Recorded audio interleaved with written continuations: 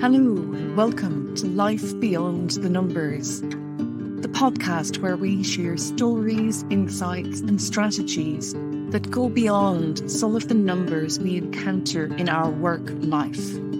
I'm Susan Triadon. I work with organisations who put people first. I've lived and worked in many countries. I've met people who love what they do and people who don't. People who bring their full selves to work and people who won't. And together with my guests, we place a lens on and focus in on the people side of work life. Because we know that it is people who do the work, not numbers. And if we are treated well, we will perform well and might even generate better numbers.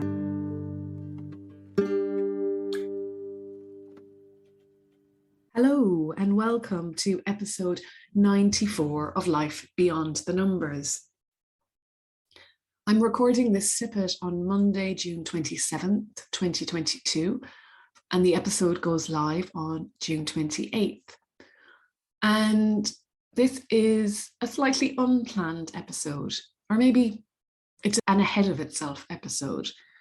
I was originally going to air this as episode 95, but I've had to rethink my scheduling, mainly because last week I came down with COVID, tested positive for COVID for the first time. And I wasn't seriously ill, thankfully, or anything like that, but it has knocked the wind out of my sails a little bit. And my energy reserves seem to deplete quite quickly. So I had to make a call. Would I put out a new episode, which had to be edited, or could I put out something that already was available to me? And I went with the easier option. But before we get to the intro, I would just like to share some numbers. And I know this is life beyond the numbers, but sometimes it's good to look at the numbers too. And Life Beyond the Numbers reached a milestone of 5,000 downloads earlier in June. So I just want to say a big thank you to everybody who has listened in at any point. Even if this is your first time to listen in, you are most welcome. And to those of you who listen in over and over again, thank you. You are most welcome. And I love that you keep showing up and keep listening. And if you ever want to reach out to me, always just feel free to get in touch. I'd love to hear from you. Share your thoughts on episodes, suggest guests for future episodes, whatever it might be. And people are listening in 78 countries. Well, when I say that, at least one person in 78 countries has tuned in at some point. And that's quite incredible to think about it, sitting here at my desk in Oxford with a computer and a microphone. And I'm really grateful. I'm glad that I started the podcast. I've kept it going and that people listen. And I hope that you continue to tune in. So for episode 94, I'm going back, as I said, to the archives and picking out episode 10 with Steve Haines to play for you again. And maybe this is the first time you've heard this episode. Maybe not. But this is an episode that I go back to time and time again.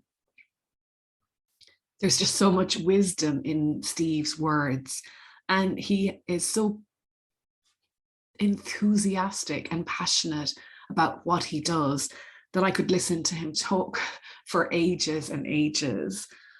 And if you want to download the transcript of this episode, it's available on the website. And the transcript for the majority of episodes that have gone out in 2022 are available on the website, which is something I started to do quite recently. And I should say that Steve also is featured in episode 47, an episode on touch, but this episode is on this feelings business. And Steve, a body worker, has such a wonderful way with words. I hope you enjoy this episode as much as I did having the conversation, and that I do listening back or reading back over the transcript. And I wish you well wherever you are. Until next time. Today we're joined by Steve Haines out in Geneva. Steve, welcome. Excellent. I'm looking forward to chatting.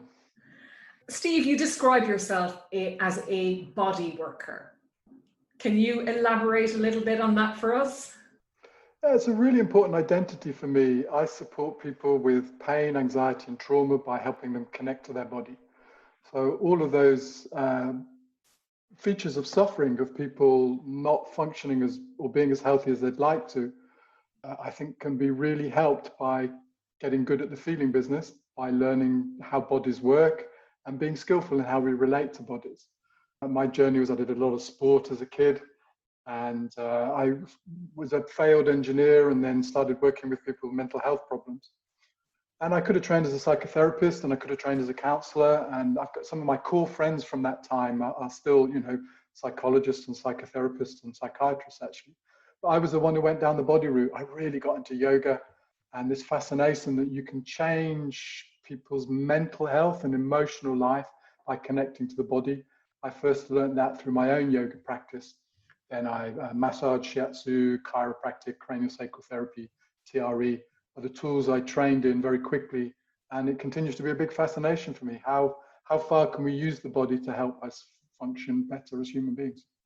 When we think of using our body, I think of going for a walk or a run, but you're talking about more. Much more, really. So Descartes is often blamed for the split between mind and body, or he certainly articulated in a way that really crystallized for people. And it's tied in with religious notions. So there's a mind that might be equated with the soul, and it might continue after death and is more than the body. And that's a rich strand in philosophy and in certain religious practices or spiritual practices. I'm very much minds emerge from bodies. And there's a strand of philosophy of embodied cognition. Our minds only exist by interacting with the world. And the medium we do that through is through the body. So minds and bodies are never separate. And the mind is completely rooted in, even if you believe mind descends into body, I don't believe that. I believe it emerges from the process of interacting in a world. But somehow the body is central and the root of all our thinking. So my teaching, my model is that emotions, thoughts, and memory are all complex responses to a body that's engaged in a real world and trying to make sense of that world. Have you got an example of how that works?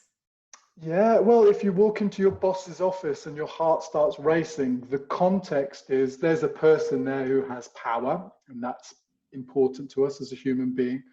But also that can happen for many people just walking into the building or walking into the space. That sets up all sorts of responses and physiology.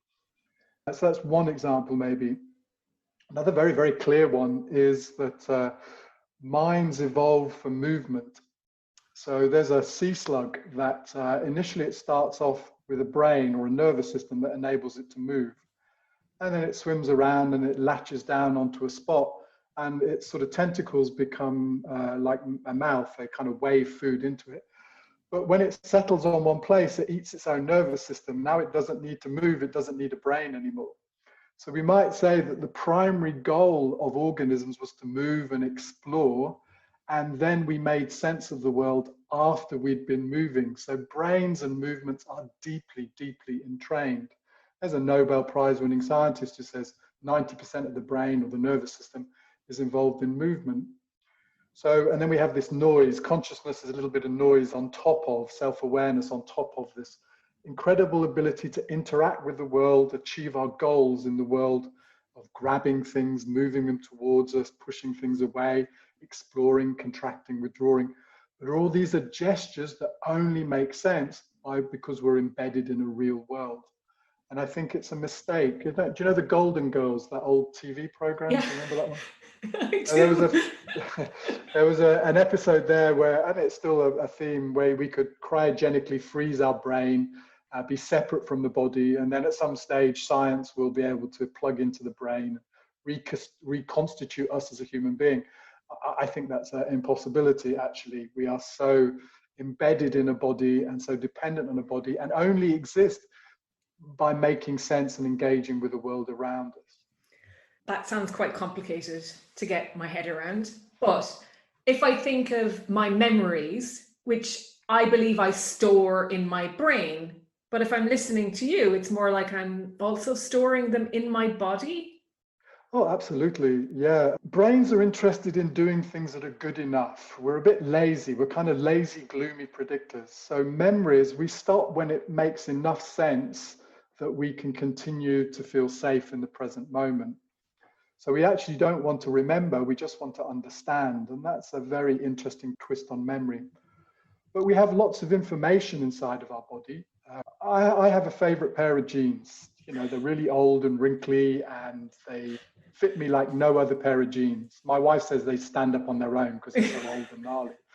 If you like, my jeans have memory. They have information. And that's like the muscles and the fascia in our body. It has wrinkles and twists. But my genes only make sense when Steve, the whole of Steve, my big brain, gets involved. They have a particular explicit experience. All those wrinkles and folds make sense in a particular way when my big brain gets involved. So we have tissue memory, cellular memory, the habits of soaking up chemicals or excreting chemicals. And we have reflexes. All of that is sort of body memory. And we need our big brain to track how things change and make sense of it, and to make a good enough understanding it's okay to keep moving forward. Or when I'm in my boss's office, my heart's racing a little bit, and like, you know, all of that is memory and tissues and reflexes stored in my body, and then my big brain is trying to make sense of it, and it can order it and do creative things with it. But essentially it starts as information changing in the world around me or inside my body. But how do we deal with that racing heart or that feeling or emotion when we're in our boss's office? Well, first off, the time to learn how to fight a fire is not when it's raging out of control. So generally we get people to practice beforehand. But I'm really interested in trauma and when is it too much? And unfortunately, the literature on trauma is very clear that our social status and how we interact with other human beings is deeply, deeply important. Most trauma is actually human beings or power structures abusing the power that they have over people. Clearly, car accidents and war zones are important, but actually most of us grew up in unsafe environments, and that's what triggers most of our defense cascades. So learning that it's life or death when we interact with other people. It's not casual at all. It's fundamental to our survival and our status and our acceptance by the people in our family and our social group and the people we have to work with to survive, you know, and work is absolutely in that category, is really, really important. So first off, to realize these things are important. Everybody gets triggered and everybody has responses to people who have power or potentially threatening. And then we learn that, you know, your boss isn't your dad, or your boss isn't the person who attacked you. And being able to make those differentiations is important. And you can respond from the present moment. And just learning that heartbeats can be quick for lots and lots of reasons, taking a moment to pause, to breathe, to soften your muscles, to prepare yourselves. A lot of this stuff is practicing being with intense feelings in safe times, and maybe having a guide to help you do that, or meditative or yoga practices or qigong, or lots of ways, talking with your friends about this situation really triggers me, trying to work that out, and then practicing. All of that preparation will really help you at that moment when you are about to give your presentation or you are about to go into a difficult situation. So really you can negotiate and practice and get better at feeling, and you can learn to turn down the volume and be much more skillful in scary situations. And get your feelings to work for you rather than against you? Yeah, really nice phrase. My version of that was to have a feeling rather than become a feeling. If we're not angry people, we are people who have anger inside of us. And that's a very different statement, and also is really much more in line with the current science, in that emotions are complex responses to changes in our body. And a definition of emotion is an action plan in our body, a readout of all these things that are changing and trying to adapt or prepare us to engage with the world. But it's always negotiable. We can always construct it differently. And mostly what we do when we have intense feelings is we often predict the worst case scenario and prepare for the worst. So we're very good at catastrophizing. We have a very strong negative bias as human beings that help to survive, but it also makes us a little bit more likely to be stuck in anxiety and pain and overwhelming experiences, unfortunately. Yeah, because I've read that the number one purpose of your brain is to keep you alive. Yeah, I like that. I'd also say, for me, I phrase it, it's the biggest decision you're making right now is, am I safe or not? So this notion of survival and being accepted by the people around me, not being threatened, absolutely, I would say we all have our inner guard dog, our sort of threat detection systems that are checking constantly, consciously and unconsciously, is this safe or not? And if it's not safe, we go into defense cascades of fight or flight. So we speed up to survive, or we actually collapse and freeze internally. We kind of withdraw a little bit, feel stuck and as though we can't.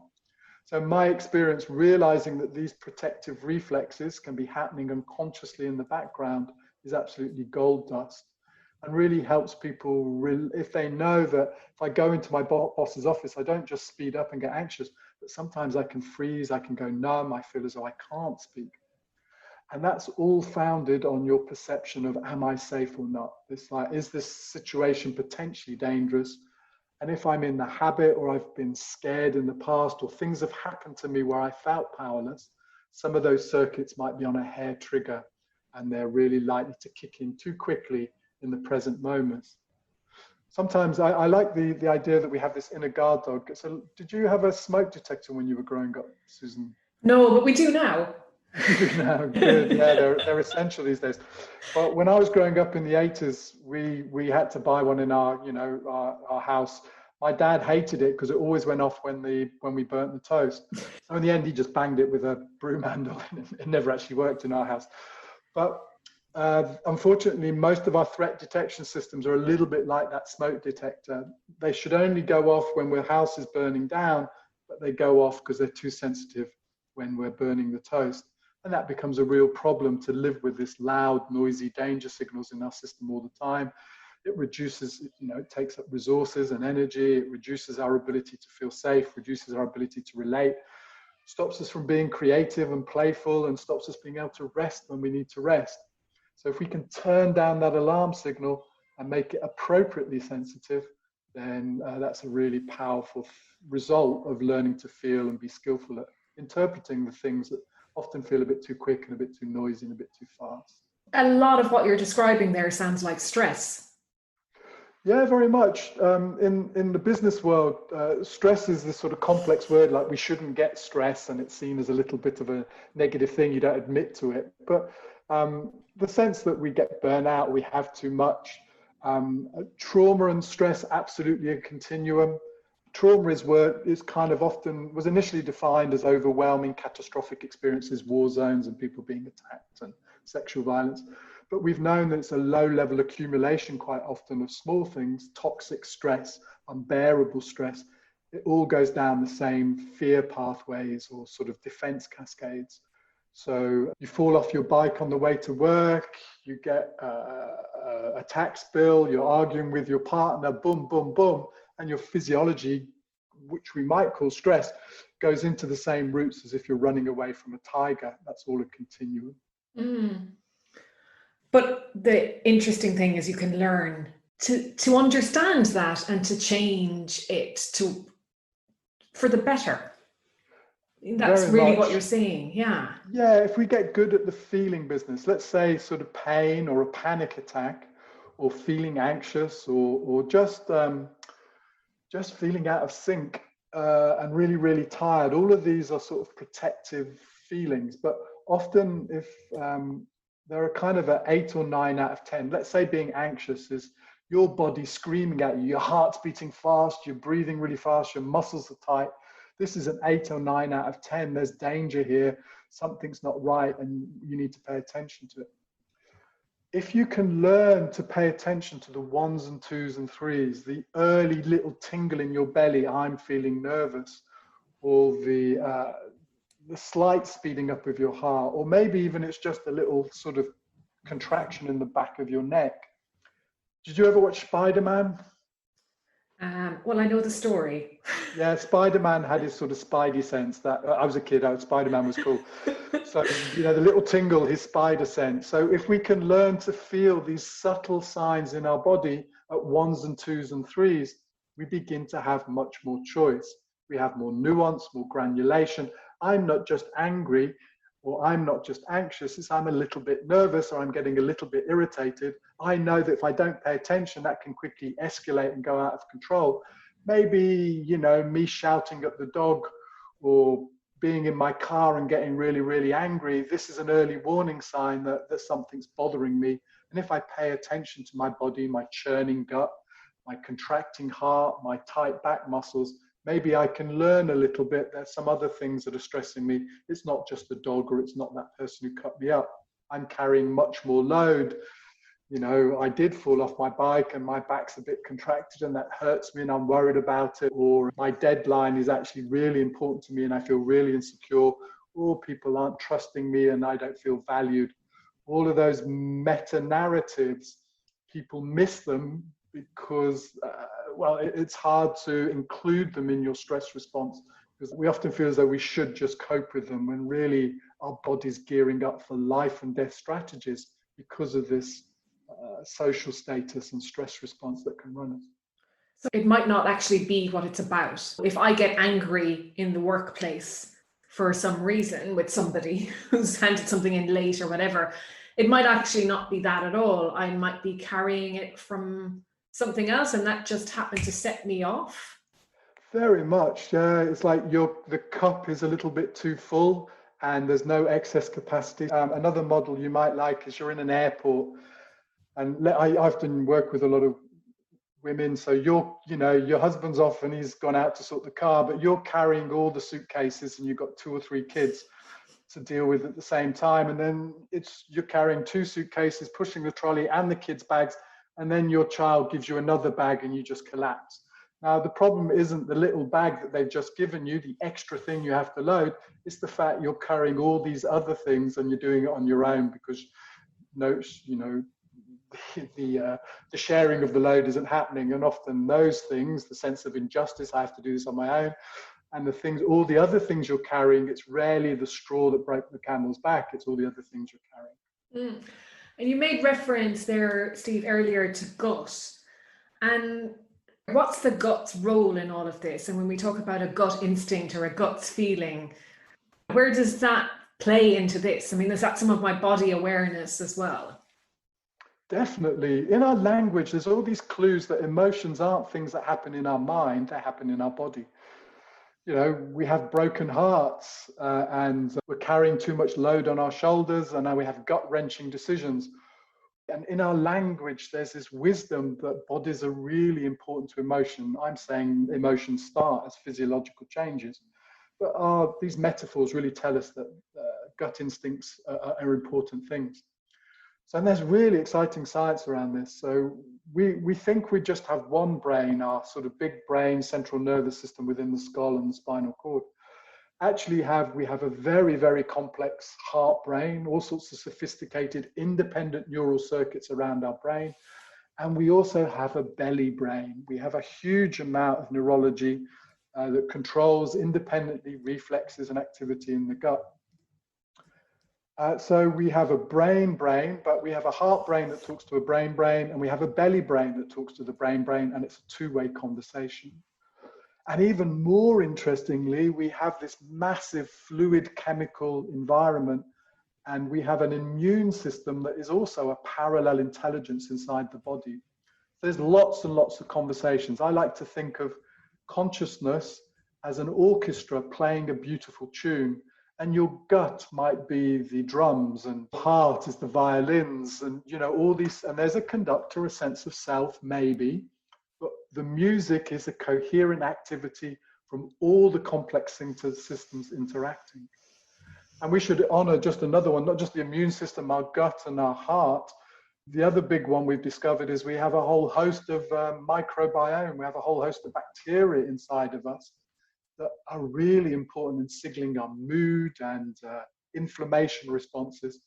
So yes, you're more than, there's other DNA and other cells and other beings, I don't know, bacteria for the want of a better word, that are sort of involved in the conversation as well. And we have to learn to live with those guys, create healthy conditions and feed them to enable our whole orchestra to play a beautiful tune.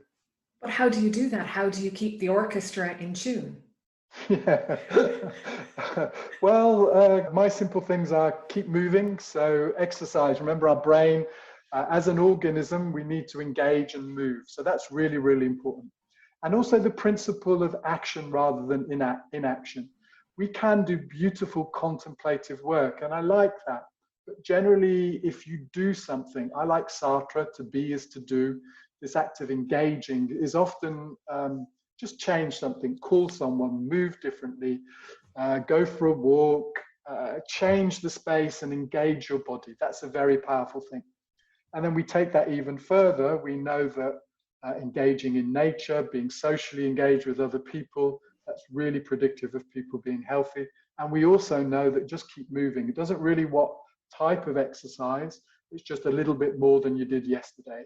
So that might be running up a few stairs, it might be walking an extra bus stop, but that really triggers all sorts of good news, anti-inflammatory chemicals and de-stressing hormones when we get the movement modalities right. If you want to be happy and healthy and live to a long age, movement is probably one of the biggest predictors. And it's the minimal dose is actually much smaller than we realize.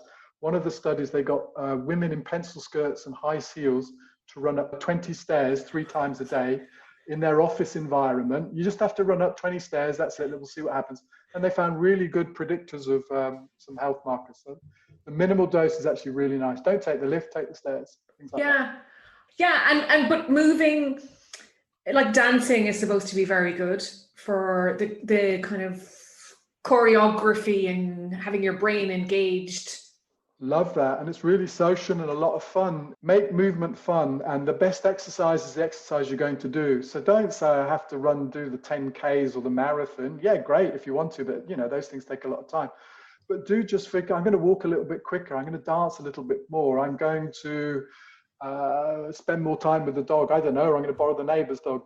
Those sort of things, running upstairs, walking extra bus stops, not taking lifts. For some people, some of the older people I work with, it's as simple as don't push on the arms of the chair when you get out of your chair. So use your big thigh muscles. That's a bit of work, but don't push. And for many people, crawling, moving around on the floor,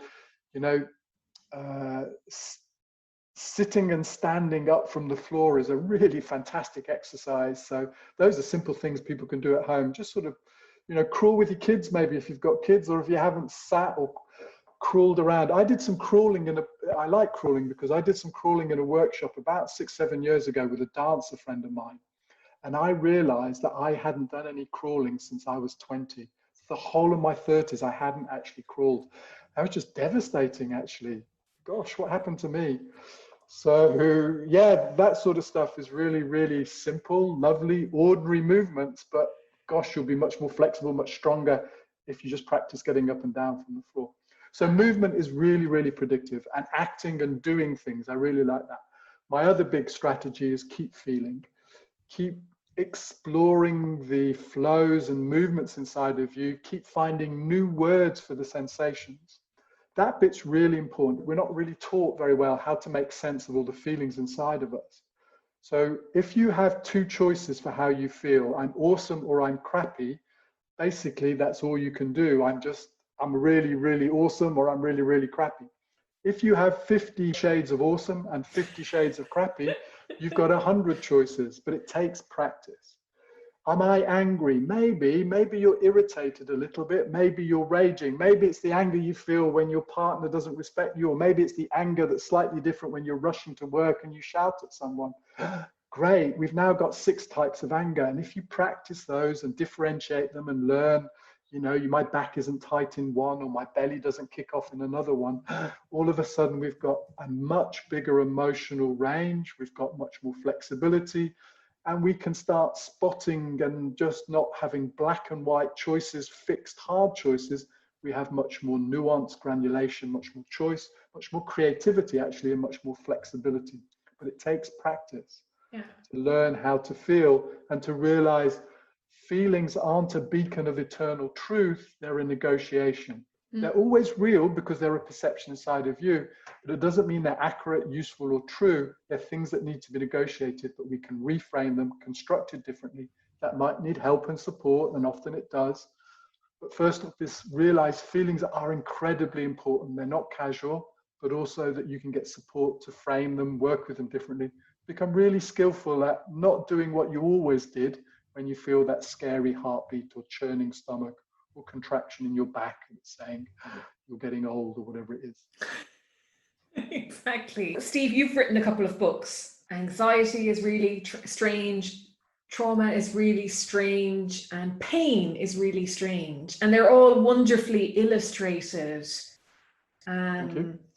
It's a really interesting way of exploring these topics if you don't really know much about them, I think. Yeah, so the idea was comic books. There's actually a wonderful world, which was a bit intimidating before I found out about it, but called graphic medicine, how to explain complex ideas around health with pictures and images. So you might have seen lots of infographics. I'm sure that's in the accountancy numbers world. So often research papers often do better if they have a really good infographic, for example. And I was very influenced by a couple of comic books, Mouse, which you may have heard of, which was, it's, oh gosh, 60s or 70s, maybe later, but it was a comic book around the Holocaust. And it's really famous, MAUS. It's a really, really powerful thing. But this understanding you could talk about this incredibly serious thing, but use cartoons to illustrate that. And there's actually a whole world out there that I didn't realize, but was very glad to make friends with. I was very lucky. I teamed up with a young artist out of college, and the idea was 32 pages with pictures, simple explanation of pain. Basically, I was going to do it for my clients, just trying to explain. I talk about pain and lecture quite a lot. I found some metaphors I really liked. The smoke detector is one of the metaphors that made it into the book. And just to get her to illustrate that, and yes, they've done really well. I'm really proud of them. The anxiety one won an award a couple of years ago. The British Medical Association got highly commended, so that made me very happy. And yeah, the idea is complex ideas, but in a simple way, anybody can use and hopefully get some core ideas within an hour of reading. But also there's a lot of depth because there's lots of references at the bottom, so there's stuff to investigate if you want to go a bit deeper. And the back cover has everything really well referenced as well. Yeah, no, the references are important because I work in alternative medicine and there's a little bit of floating and wishful thinking around. So I do think it's quite important to justify what you say. And, these models we've been talking around emotions and feelings are rooted in really good science. We understand much more about how feeling our body, how being able to regulate feelings. Those are primary strategies now in all forms of working with trauma. Some people might use talking more as a way in, but one of the primary goals in all trauma work and all anxiety is to help regulate feelings in their body. And that's really wonderful. That strand of research I really like. Emotions are related to bodies, and learning to regulate intense feelings help us overcome anxiety, overwhelming experiences, and also pain, reframing pain. Pain isn't always what we think it is. It isn't. Let's say anxiety is often seen as a problem in the brain. Pain is often seen as a problem in the body. The trick actually is both are about complex responses to feelings, and that we can choose to reframe them differently. Pain isn't always about structure. It's about complex meanings. And emotions isn't always about meanings. It's also about your body physiology. And feelings is the bridge between the big brain and the body. That's nice. So, Steve, how does somebody connect with you? Bodycollege.net I have a whole bunch of stuff. So I run training courses. I get people shaking. That's a nice tool that people can use on their own. COVID times, I'm doing less one-to-one treatments, but I will be treating again in London and in Geneva. Those are the two places I live and work. But online, there's some really great coaching stuff, and have long conversations around people with pain and help them to understand pain more. Pain education is really, really important. And education around anxiety, how it works. And there's some really simple tools you can do to connect that I can teach online. So bodycollege.net is where all my stuff is. You can access the books and any training courses I do. And yeah, there's a whole bunch of free resources out there. I really like giving out information. And that's partly why I wrote the books, is just there's some beautiful ideas.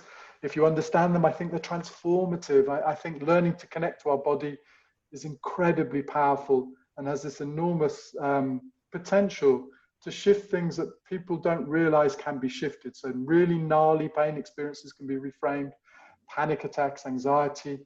If we feel safer inside of our body, we're less likely to go to that 8 or 9 out of 10 as a response that creeps up on us. It kind of hijacks us. You know, that alarm system going off, the really noisy smoke detector just feels out of control at that moment, but we can learn to turn down the sensitivity on that. And that's really beautiful work, and continues to fascinate me. Great. It's fantastic. And I look forward to seeing what's next from you. Yeah, I've got a new book coming out. Touch is really strange. So it'll be the same format, but just exploring the power of touch and why body work, again, by being touched and connecting to our body, can help us come out of pain, anxiety, and trauma. Fantastic. Sometimes, instead of talking about your body, using touch as a way of connecting to your body, and really celebrating touch works in strange and surprising ways. Cool. I look forward to reading that. That's brilliant.